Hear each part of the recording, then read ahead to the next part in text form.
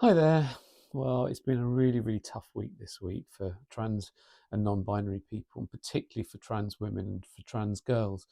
As I'm sure you've heard the news from Girlguiding UK and from the Women's Institute, and that Girlguiding UK said that they will be barring all trans girls from joining their organisation, and the WI said that they will be banning all trans women from being members of their organisation from April next year. Um, and although I never had the opportunity to be a brownie or a guide. I wanted to be, but it took me 48 years to admit to myself who I really was. I was fighting it all that time, and I've never been a member of the WI either. So both of these decisions don't directly affect me, but they did affect me because it was just yet another stab at trans people. We've had so much of it, and particularly this year. Um, and I just felt so unvalued and so unloved. And I know that's crazy because I know that I am valued and I am very much loved. Um, and you know, for particularly for people who are very vulnerable, it just increases their feeling of isolation and rejection. Because if you think about it, who this is going to mainly affect, you've got like 6 or 7 year old girls, wanting to join the brownies and the guides, whatever, and also rainbows, so younger than that. And then on the other side of it, you've got 80-year-old trans women who've been members of the WI for donkey's years, and they've made friends and they've got this strong sense of belonging, and all of a sudden they've been told that they're not welcome anymore. They can't come. Um, it really hurts. It's awful. It's awful. But both organisations did this really reluctantly because in the past, both organisations have been extremely trans supportive and trans inclusive. And the reason they've only done it is that they've been bullied. They've been bullied by trans hostile organisations who threatened to take them to court to sue them. Um, and so it's not their fault that this has happened, but what they've done is that they've taken some advice and they've just taken what they think is the easy route. I don't think it will be for them, but they think it is, because they don't want to waste their funds, what money they do have in their organisations, on fighting really expensive court cases. And so they've just rolled over. And where this has all come from, it's come from originally from the Supreme Court misjudgment back on the 16th of April this year, which the British Medical Association actually described as scientifically illiterate. So make of that what you will. In which they defined the words woman and sex purely within the Equality Act 2010 as based on what they called biological sex. And their meaning of that was the sex assigned at birth, even though biological sex hasn't been defined in law. But again, we'll move on from there. Um, and then that was amplified by the EHRC, which is the Equality and Human Rights Commission, um, which was headed up by Baroness Kishwar Faulkner at the time. Thankfully, there's a new chair of that organisation now that's only just come in. But Baroness Faulkner was a well-known trans hostile person who was appointed to do this hatchet job by Kemi Badenoch, the leader of the opposition now. But at the time, she was the Minister for Women and Equalities, and she boasted that she'd put all these trans hostile people in positions of power to do the dirty on trans people. It's horrendous. It really is. And so what they did, the EHRC put out this interim guidance that said that organisations must exclude all trans people, um, and that was then acted upon by many organisations. But then they actually rode back on that and they changed the guidance, and then they withdrew it.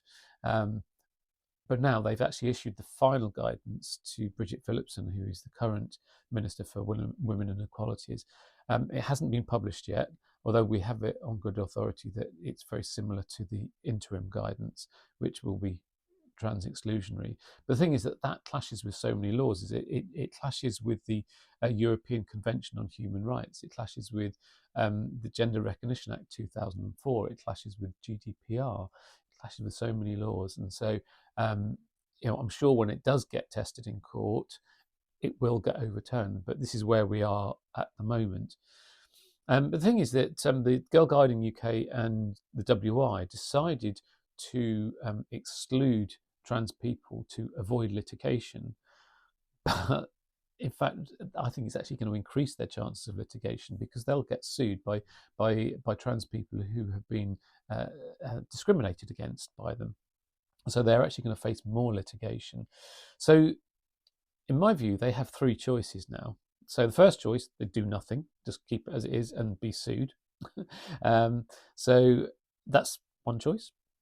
That's up to them. Second choice is that they could reverse their decision and then get in contact with the amazing people at Good Law Project. It's a fantastic organisation who have actually offered to defend Girlguiding UK and the WI in court should they be sued by trans hostile organisations, and that would be a good route to take. The third option, which would be the easiest and most cost-effective way and least hassle, would just to follow the great example of the Scouts, and to change their constitution to allow people of all genders to join their organisations, because it works. There's been no incidents at all with trans people, but it works, and there's zero risk of litigation that way. If they just say people of all genders are welcome, then that's fine. So they need to work out which side of history they want to be on. It's up to them. And I would appeal for all trans women who will be banned from the WI, and also parents of any trans girls who will be barred from joining the Rainbows, Brownies, or Guides, to also get in contact with the Good Law Project, because they're putting a case together to actually sue Girlguiding and the WI, if those organisations don't want to be represented by them, that is, and to change their policy. If they don't change the policy, that they're looking at suing them. So they need people to come forward to act as good case histories. And I also, a bit of a naughty thought has come into my head. I also urge all trans men to join the WI. I know that sounds a bit bizarre and might go against what they want, but it would, the fact that then legally, as far as their constitution will allow them, it would allow them to join. Well, actually, it would show them, if they all turned up with their beards and muscles, it would just show how ludicrous the whole situation is. Because most trans men, you wouldn't know that they were trans at all. They transition very, very well. And all of this just shows that there's more and more proof that shows that the UK does not comply with the European Convention on Human Rights, and also reinforces why the Lemkin Institute for the Prevention of Genocide issued a red flag warning against the UK for the transphobia in the UK. So back in July this year. So my message now to trans people, any trans people who are hurting right now, and who I am, is just to say that you are valued and you are loved, and this tough time, this really dark and dangerous tough time, will pass.